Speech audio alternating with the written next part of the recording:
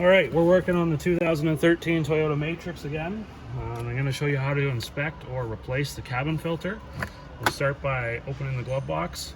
You can see it retracts slowly, so we're going to have to undo the damper to start.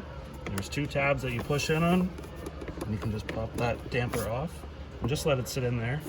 The next step is to push inwards on the glove box here to release these two tangs. You can just let it hang out there. That'll give you enough room. Up under here, there's a door with one tab on the right side. You're going to push in on the tab and pull it back towards you. There's the tab there. The other side just has a tab sticking out that slides in. So once we get that door out of the way, we have access to our cabin filter.